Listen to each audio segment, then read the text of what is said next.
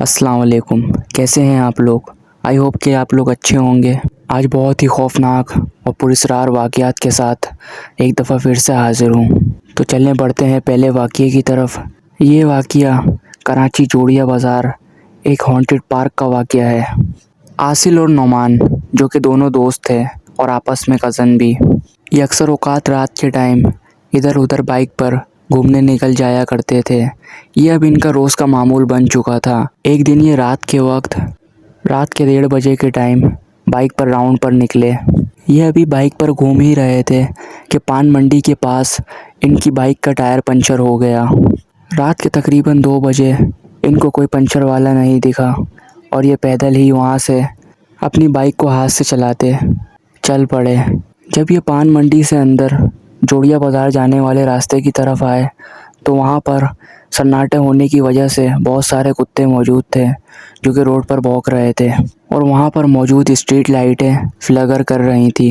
वो खुद ब खुद जल बुझ हो रही थी। इनके सामने एक जोड़िया बाज़ार का पार्क था और इनको पार्क के उस तरफ होते हुए सामने वाली गली से निकलकर अपने रोड की तरफ जाना था।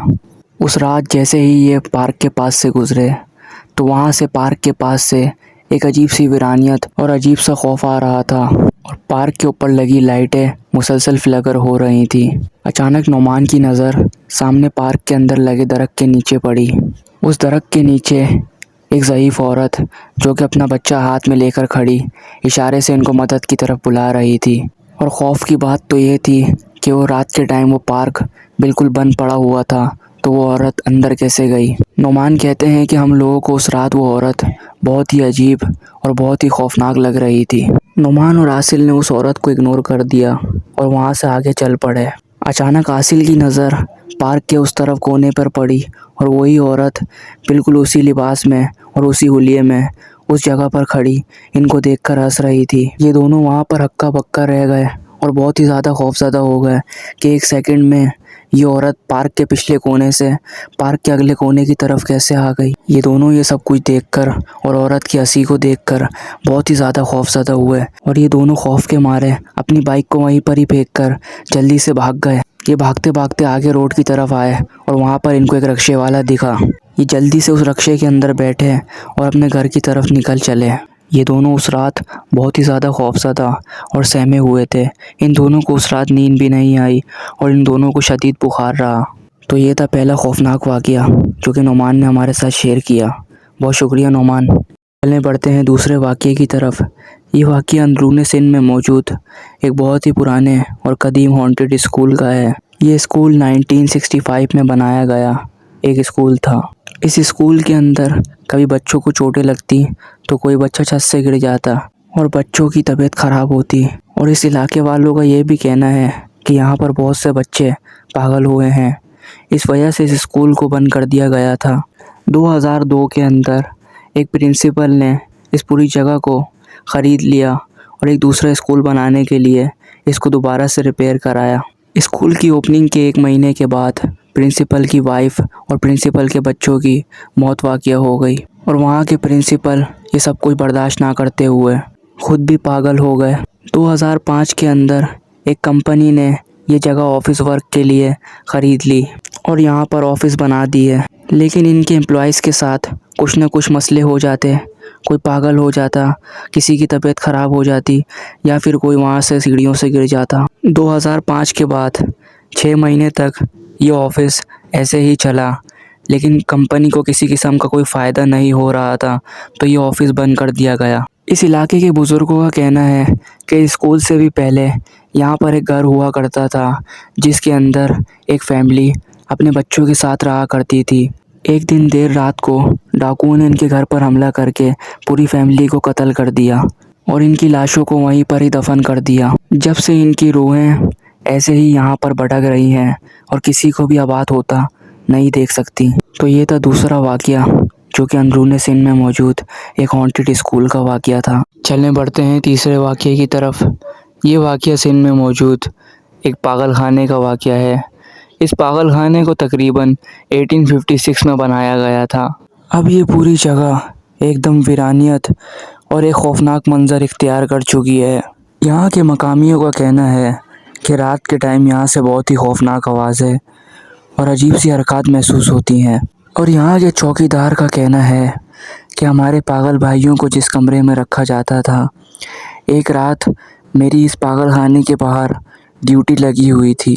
जब ही अचानक मैंने देखा कि मुझे अंदर कमरे में से अजीब सी खौफनाक आवाज़ें आ रही थी।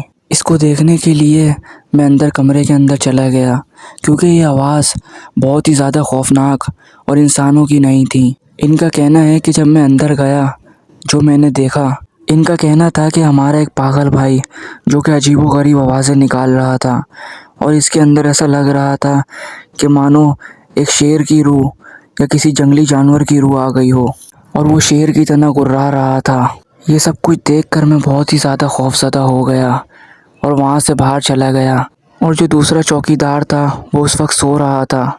मैंने उसको उठाया और मैं उसको अपने साथ इस कमरे के बाहर लेकर आया। जब मैं दोबारा इस जेलनुमा कमरे के बाहर आया तो वो उसी तरह अजीबोगरीब हरकतें कर रहा था और उसी तरह से एक जंगली भेड़िए या एक शेर की तरह गुर्रा रहा था। इनका कहना था कि अब जो मैं आपको बात बताने जा रहा हूँ, ये सुनकर आप बहुत ही ज़्यादा खौफज़दा हो जाएंगे।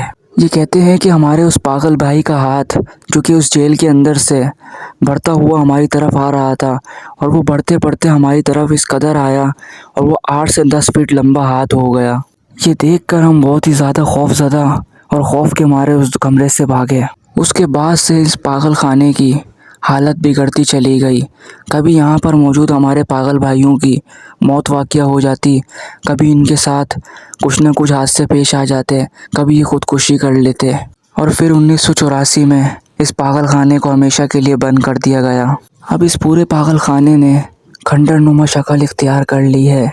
तो ये था तीसरा बहुत ही खौफनाक वाक़या। चलें बढ़ते हैं अगले वाक़ये की तरफ। ये वाक़या अंदरूने सिंध में मौजूद एक कुएं का वाक़या है। कहा जाता है कि ये कुआं काफ़ी टाइम पुराना है।